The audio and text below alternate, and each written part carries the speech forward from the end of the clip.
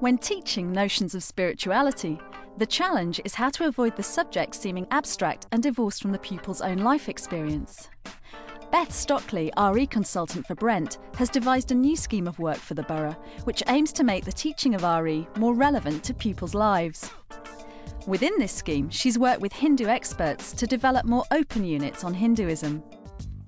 She's asked Laura Morris, a local RE teacher, to trial and give feedback on the Year 9 lesson on Hindu pluralism. We tend to start off with Hindus in Britain as a first topic. Students have to interview anyone from any religious tradition who has moved from one country to another and their experiences of change and transition. And a lot of people are interviewing members of their family. But then we do move on to aspects of God and the Trimurti. And then suddenly you're jumping from the very personal to something that seems quite abstract. I think perhaps still keeping that Hindus in Britain lesson somewhere in the scheme of work or even at the beginning, but then moving on to this keeps that personal connection. We will see aspects of the lesson, including how they use video clips from a programme about Hindu spiritual pathways, and hear Beth and Laura assess the lesson's effectiveness. Laura kicks the lesson off with an intriguing starter to get pupils focusing on their own approaches to life. I'm going to be doing a quiz, a kind of questionnaire with you. And it's all about the way that you learn, the way that you are as a person. What are you normally distracted by?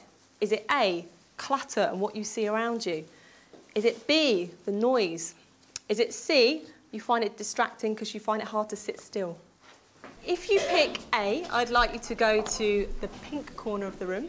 I wonder what you felt about the starter, having that as the starter as opposed to an activity later on. Well, you picked out from the Brent syllabus that the main objective was that they needed to learn different ways in which Hindus understand and approach God, or the ultimate reality. And I thought the way we approached that by getting them to think first of all about how they approach life or how they approach learning was a really useful first step into looking at how Hindus then approach God. I liked it as a starter. I thought it was good, one, because of the mystery element of, what's this all about? And two, as you said, that it brings them in from the personal.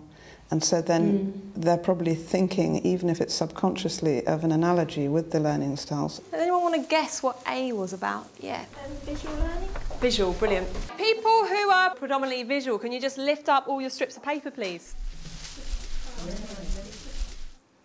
Okay, what's this got to do with Hinduism? Well, during the lesson, I'm hoping that you'll work this out. Think for a minute everything you think about when you hear the words Hindu or Hinduism. In this school, we have a lot of Hindu students, but I think it'd be really useful in schools where there aren't many Hindu students just to give a context to what we're about to go on to discuss. It could bring up some ideas they have about Hindu views on God, and then if they come up with stereotypes or misconceptions, the rest of the lesson will challenge that. Any feedback on that? Some keywords? They have loads of gods and goddesses, but there's only one true God, which they all form from. How do you think Hindus approach God? The way they pray and hang pictures on the wall, like showing a lot of respect to them. Excellent, thank you. Go to a temple. Their idea of Hindu spirituality is very temple, puja orientated, as opposed to exactly the other pathways. Yeah. So I think that showed also how important this kind of lesson was for redressing that balance.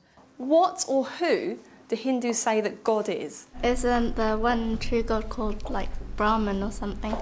And then all the other gods are parts of his like personality or parts of him. Let's see with your ideas whether they match up with this video we've got. Some Hindu students talking about their own views on what Hinduism is and what God is in Hinduism. To be honest, I don't really know what God is to me because I haven't experienced God for myself.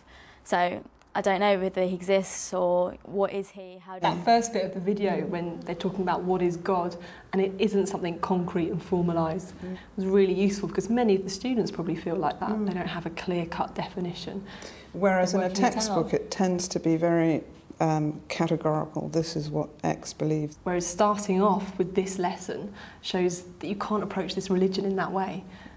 Every Hindu says or every Hindu believes. You gave me your feedback on what you thought Hindus said about God. Now on the programme we have 4 people who are Hindu saying what they think about God. How does that compare? Yeah. Someone said that they try to see the God in everyone. That's like kind of related to like each God representing a side of Brahman. Because, yeah. Yeah, excellent. Yeah, I seem unsure, but I don't understand that, because if they're following this religion, then surely they should be like obviously focusing on its beliefs, and then they would be their beliefs. But they don't seem to have those. They seem to like their religion in the sense that it's the festivals and everything. I don't agree with Helen, because, you see, she said they seem like they're doing it for the festivals and things. I don't think it's because of that. I think it's because everybody sees things in different ways. Are you speaking as someone who agrees or believes in similar things? What, with them on the TV? Yeah, the girl in the red thing, and she was like, you know, yeah, I believe there's something out there, but maybe not a little man who's up. Helen, do you want to come back before I go to you two at the back? The fact that people can interpret it in different ways and be unsure of God is like, it's not that it's unclear, it's that it's got kind of many different aspects, and it's like many... I'm going to introduce a word to give you the language here to help explain this, because I know you're not trying to say something negative about Hinduism, many Hindu friends, and you're trying to say that there's this pluralism, this many ways of being a Hindu, if you like. In fact, there's 4 distinct paths that Hindus follow. The girl who was picking up on the message of, but shouldn't religious people just follow their religion absolutely? Shouldn't they believe exactly what it says?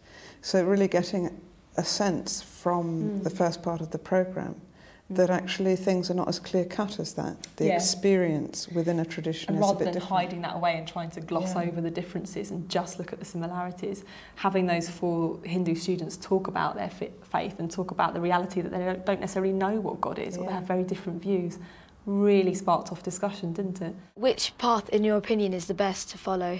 I like the Bhakti Marg for one reason. I thought it took them beyond stereotype view of Hinduism to actually leading them into an understanding of these different ways and of the pluralism. And 2 students put their hands up halfway through the video and said, I think I know why we did that activity at the beginning. This is better that way than saying, now we've learned about Hinduism. I'm going to give you one of these in pairs. Just watch the section first, and then together you'll fill out a particular column on this sheet. So, what is this pathway about? Why does the particular person that was interviewed like this path? And what do you think of this path? They were useful questions, and they could get all the information they needed from the video. But the final box, what do you think about this path? Perhaps we could omit and use that just later in the discussion, because we probably didn't give them that long to evaluate at that stage. And that's interesting though, but I suppose it's from different places in the room, because I noticed that quite a few of them that I could see were actually talking about that box quite a bit when they were filling it in. This is where you've got differentiation by outcome, haven't you? It gives people the opportunity, if they have finished, to be doing something and to be really talking about their own personal views. Those 4 people clearly believe Hinduism is a religion that accepts many other approaches to God and also accepts other faiths. What might someone's way, who's a Hindu, who wants to follow the Bhakti way, what might be their way of trying to reach God? What would they do? They would have to be emotionally devoted to that path. What about Yana? He said that he read scripts from the prophets. So rather than praying and chanting, the reading would be essential. If you had to draw a symbol to sum up the Yana path, what would it be? A book. Clarifying the 4 pathways on the whiteboard with the symbols, asking them how does this connect with the learning styles activity, and then how does this relate to your own experience and to other traditions. It really seemed to draw a lot out. Yeah. At the beginning of the lesson, you collected these bits of paper. Why? Because I think it was to show that we have different, just like how we have different ways of learning. It's the same as how Hindus interpret the religion in different ways. Sums up this pluralist flavour of Hinduism, doesn't it? Knowing who you are, what is your best approach to God, life, finding meaning? Yeah. I kind of thought that Raggio would be the best, because Best for you? Yeah, because I kind of feel like I get stressed sometimes, and I think I need to take a step back and just relax a bit. I didn't want the students to think, as Miss saying, I've got to think as a Hindu. Yeah, so there's too much of try and get yourself in the eyes of the believer, which is quite hard to do. More to the point, just what are you like as a person? What's your most natural orientation? But use the language of the Hindu spiritual traditions. And that's what we want, is also their personal responses, their personal engagement and evaluation. It makes it some kind of spiritual learning for them, in a sense, as well as just learning about Hindu spirituality, because they're reflecting and they're doing personal reflection.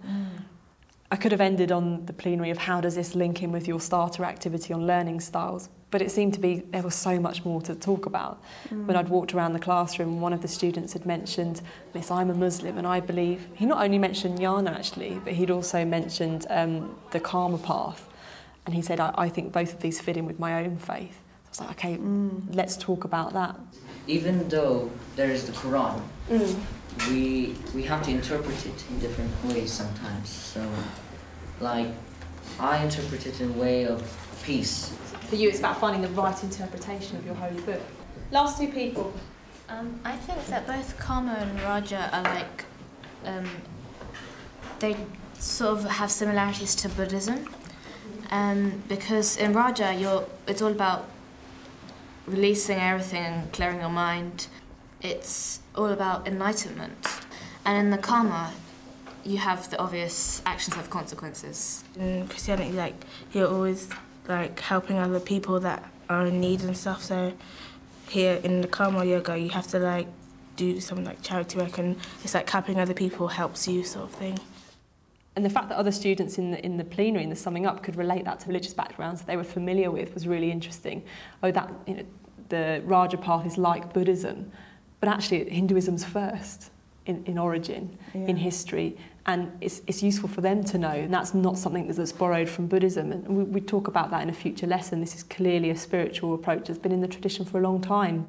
As we've seen, even if you're religious or not religious, these different paths that are within Hinduism give you a different way of approaching the world, depending on your character, your natural talents, and the way that you orientate yourself to the world. And we've seen that these paths happen to occur in other religions too. Now, your homework, similar to what we did at the beginning of the lesson with the learning styles, is to make up a questionnaire to help someone work out what kind of person are they. A typical question might be, if you were in a library, would you, what would Jana's person be like? Read. Read for hours. Yeah. I liked the homework tasks. I thought it was really creative.